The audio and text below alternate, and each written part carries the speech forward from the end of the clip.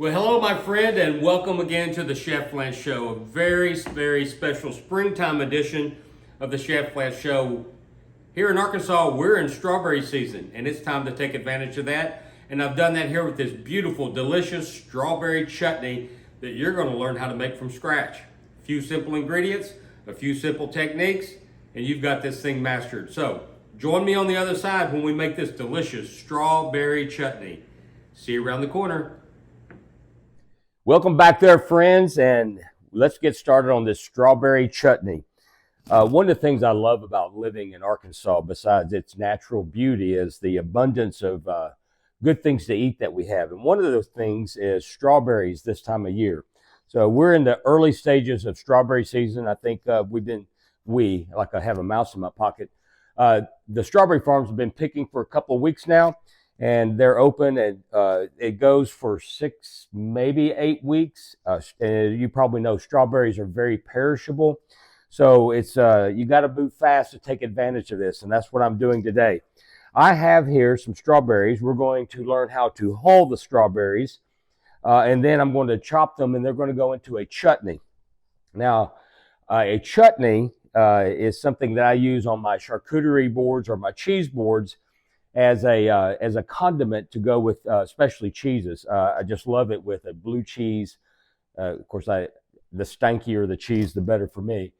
But it goes great with that. So I'm preparing this for upcoming charcuterie boards and other catering events I'm doing. By the way, if you want some catering in the Central Arkansas area, feel free to reach out to me, and I'd be happy to assist you in any way possible. So today, though, we're going to learn how to hull them properly. It's not difficult, but a lot of people don't know how to do it. So we're going to do it 2 different ways. And then we're going to use this into a chutney, or turn it into a chutney. And then later I'm going to put those in some jelly jars and can those so I can put them on the shelf and have them ready to go whenever I have a client need them. So let's get started. And I'll see you around the corner when we can take a closer look at hulling these strawberries. All right, so here we go. By the way, I got these from a student of mine. She and her husband, Wade and Shelley, own and operate Saltbox Farm, which is nestled against the Saline River in Saline County, my home county where I grew up. And so these are Chandler strawberries. These are one of the sweetest strawberries that you can grow. And I don't know exactly how many acres they have, but I know they're busy this time of year. So I got these from her. She was gracious enough to bring me a flat. So I'm going to put the link to their Facebook page down below in the description. Please go see her. First of all, it's a beautiful place. It is just absolutely drop dead gorgeous. And they do a great job. And so these are some of the sweetest. I've sampled a couple of them, maybe more than a couple. But I've sampled those, and they're just fabulous. So couple of ways you can hull a strawberry. One is with just a normal spoon, and you're simply going to go in with the spoon and just this is the blossom. What was the leaves around the blossom? Then the fruit. By the way, we call strawberry a fruit, and it is, but the seeds of the strawberry. Okay, so I'm not trying to get technical, but maybe I have an engineering background, so sometimes I do that. But a fruit botanically is the ovum, a seed-containing ovum of a plant, which is why a tomato is a fruit, and most people think it's a vegetable because it's not as sweet as other fruits are. But the strawberries actually contain their seeds on the outside. So you can see those little small things right there are the seeds of the strawberry. Enough of that nonsense. Let's get on with this. Anyway, so now take the spoon, and you're simply going to go in under the leaves and push in and go like that. Very easy to do. We discard that. This goes in our bowl where we're going to collect those. So let me show you that one more time. I have to go through and do this to all of these. And so now we're going to put the spoon right there and go underneath. Boom, discard that, put that in our bowl. The other way is with a paring knife. And you're basically doing the same procedure, but the paring knife is sharper. If you don't have a paring knife, get one. You just really a very handy tool. Of course, I always say that the only tool you need in the kitchen knife-wise is your chef knife. But we have other knives because they make specific tasks a little bit easier. So now what I'm going to do is I'm actually going to take the tip of my knife, stick it in just below, and I'm going to run it around at a slight angle inward. You can see I've made a divot in that right there, and I did that just to make sure I got all of that out of there. So that is a whole strawberry. This is actually my preferred tool for this.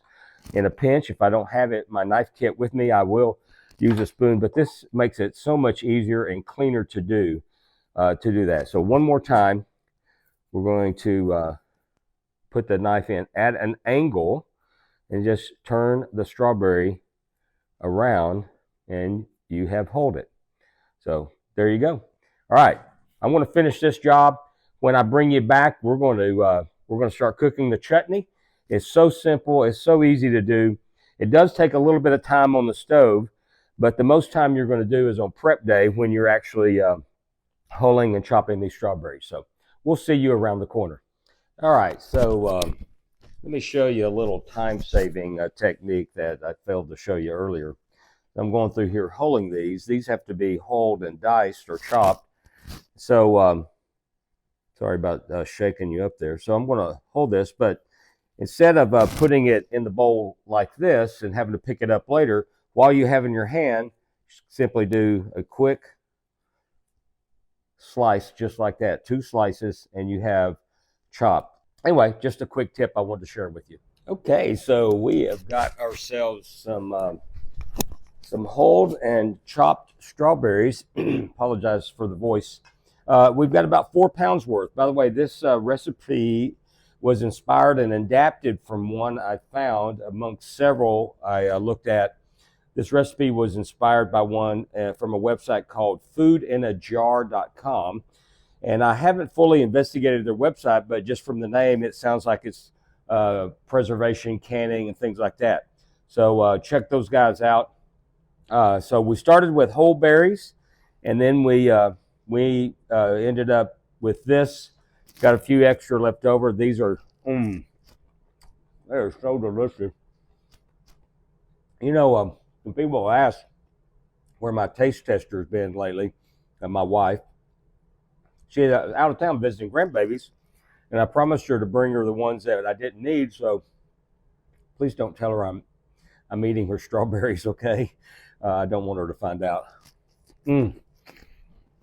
So delicious, sweet. Happy dancing right here. All right, enough of that nonsense. Let's get on with it. All right, let's start making our chutney. I've got my pan. I just turned the heat on medium high. I'm adding my strawberries. What we're going to do is we're going to get this going and bring it to a boil, and then we're going to reduce it to a simmer where it will cook down and absolutely get nice and thick and spreadable. Okay, got to grab one thing. I'll be right back. Okay, here we go. So I can hear the strawberries sizzling. This is some apple cider vinegar. By the way, these little deli tainers, not only do they make great storage vessels, but this is a pint size, which means it's 2 cups. I use them instead of grabbing a special measuring cup that I never can find. I use these all the time anyway, so I'll go ahead and just use these to measure with. So that was that. I'm going to add some brown sugar. I have people ask me all the time, what is a chutney? What makes it different than other things like a jam or a jelly? Well, a chutney is simmered or stewed vegetables or fruits cooked with vinegar, spices, and is a savory condiment. They originated in India. And man, this little cold got my head. India, yeah, I think I said it right. Anyway, they originated there, and they have spread around the world because they're so versatile and delicious. So that was some that right there. Obviously, brown sugar. Then the minced red onion. That was a 2 cups or 1 large. It was actually a little more than 2 cups. I just used the whole thing. It was close enough for government work. Oh, that is golden raisins. I've got 1 lemon here that has been seeded and chopped. I'm adding as well. Got a tablespoon of salt. 3 tablespoons, I believe, that's a couple teaspoons of red pepper flakes. The recipe's on the website, so the link will be in the description. 3 tablespoons of mustard seed. And 2 anise stars, or star anise stars. This has this wonderful licorice aroma, very flavorful.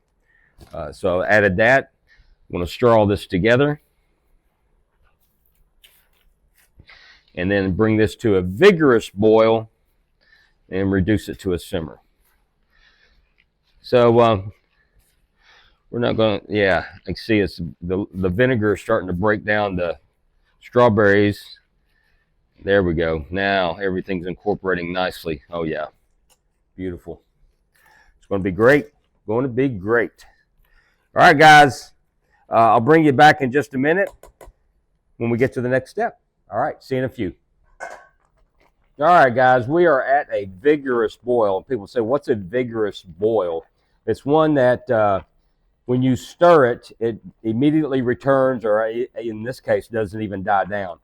So this is way, way, way too hot to cook like this. So I'm going to reduce this.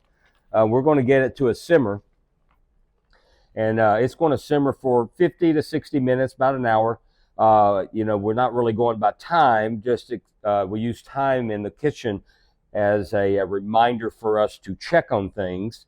Time, and we use temperature on other foods. And in this case, we're going to use a texture. We want it to be a spreadable consistency. So I turned the fire down on this. I'm going to adjust it back up just a tad. I think I knocked it down a little too much. But I want a slow simmer where it's just bubbling. And when we get to that point, then I'm going to continue working in the kitchen. I can't really leave, and I can't run to the store, for example, because every so often I want to come in here and stir it so that nothing scorches on the bottom of the pan. There's the strawberries are giving off a lot of sugar. There's brown sugar in this, and that could easily scorch if I leave it totally unattended. But I don't have to watch over it every second, but I will just occasionally stir. Okay. So anyway, I'm going to do that, and when it's ready, I'll bring you back, and we'll show you what's going on at that point. See you around the corner. All right, guys, we are there. This thing has been bubbling away. I want to be very candid with you. It's been longer than an hour. Main reason is I had it simmering very slow because I didn't want to even come close to scorching this. And I've tasted it a couple times, and this thing is absolutely stinking delicious. So I like it so much, I'm going to get another little bite. I'm doing the happy dance. My goodness. And if you had smell-o-vision, the aroma coming off of this is just unstinking believable. So what I'm going to do now is I'm going to get my jars out of the oven. I've been sterilizing those. And I'm going to put these in jars, and then I'm going to can them. So be right back.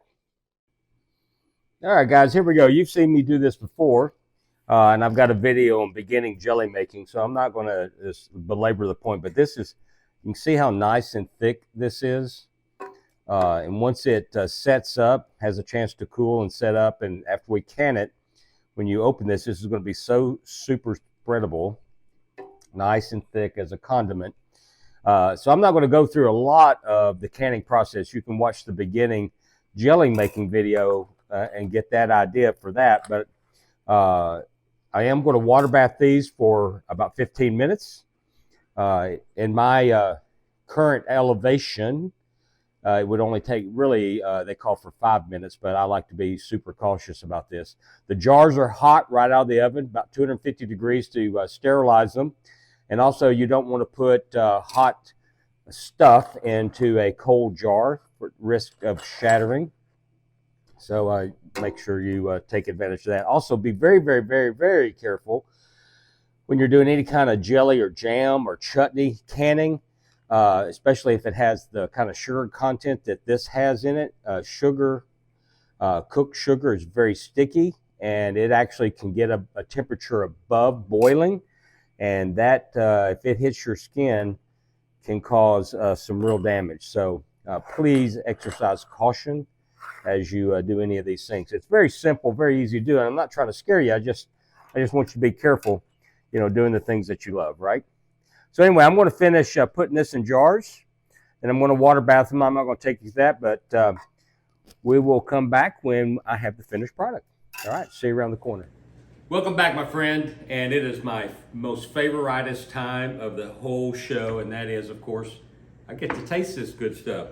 This strawberry chutney was pretty simple to do. It took a little bit of time to hull the strawberries. You can do that watching TV, talking to the kids, helping them with homework. You can actually do that with other things going on.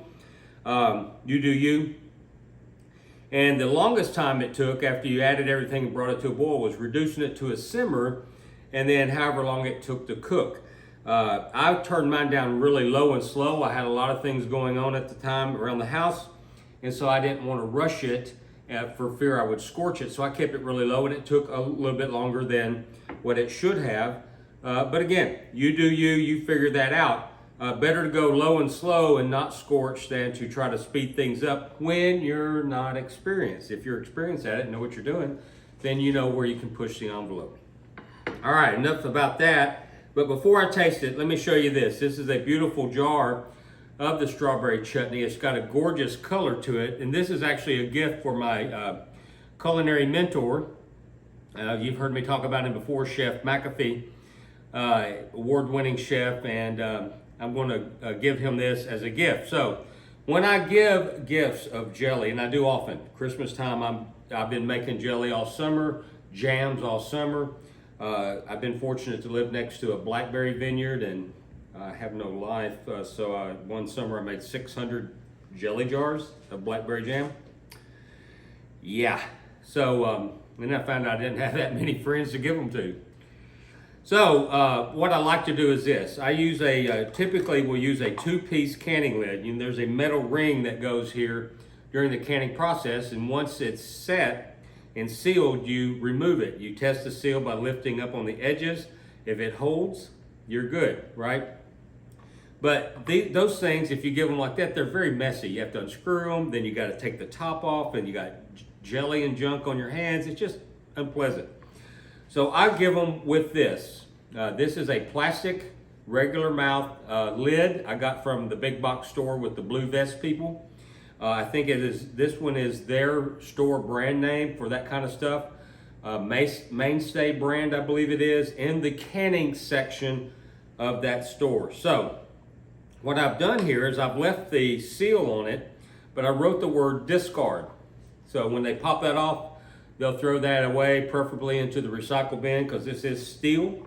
And then you simply replace it with a cap, and it's much cleaner and neater as you use it up, bringing it out of your refrigerator. So alternatively, when you're canning, you can also buy from some specialty container stores 1-piece lids. Those are the most common kind you'll see in a grocery store of various type, but they're 1 piece, and you pop them off, you break the seal, get your delicious goodies out, then you put the lid back on, back in the fridge it goes, and that serves the same purpose as this. You do you, whichever is easier. When I'm doing a lot, I actually prefer the 1-piece lid, just to be candid about it. It just makes life easier. There's one less step to go with. I don't have to write on the lid and all that nonsense, right? But if I'm just doing, maybe a dozen or even fewer than a dozen jelly jars, these are half-pint jars technically. I grew up in Saline County, and all I heard these called were jelly jars. So that's what, whatever. Okay, so now enough pontification. Let me get to the goody stuff.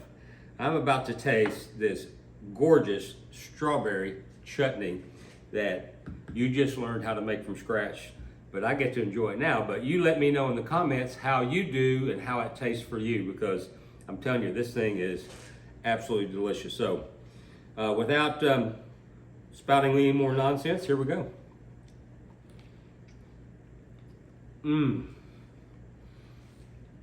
Oh my. Mmm. Mmm. Happy dance. Oh, I didn't tell you. What I've done, well, what I've done instead of butter, remember earlier I said that I used this strawberry chutney on my charcuterie boards as a little spread to go with some cheeses. And it pairs beautifully with, by the way, the sweet, but then you get the little kick of spice at the end. You are absolutely gonna love this. And this thing pairs very well with cheeses. So instead of butter on my English muffin, I've spread softened cream cheese. And that makes it, it elevates the whole experience. So try that out. Let me know what you think about that. But that's what I've done here. This is so stinking delicious. So most of the fruit has really cooked and dissolved. There's still some chunks of the golden raisins in there, but they don't taste like golden raisins. It's really amazing.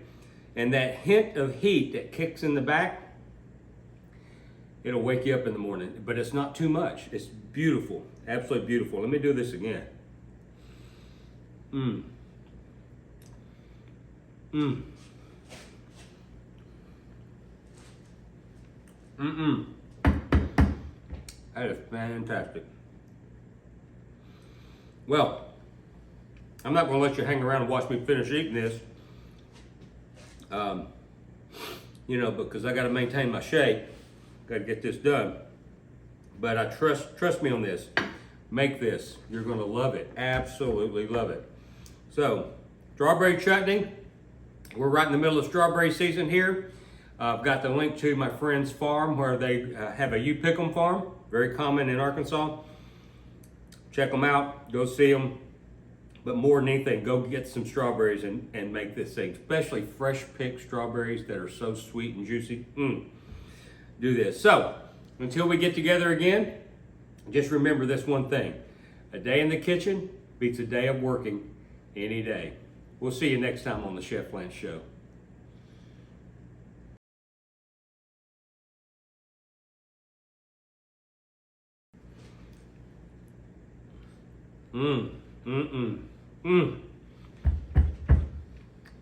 So stinking good. Where's my glass of milk? I need some milk. Are you still here? Go away.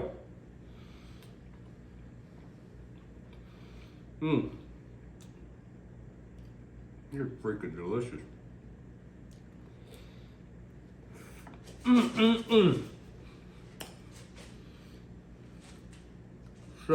So good. All right, seriously, go home. I'll see you next time. Go.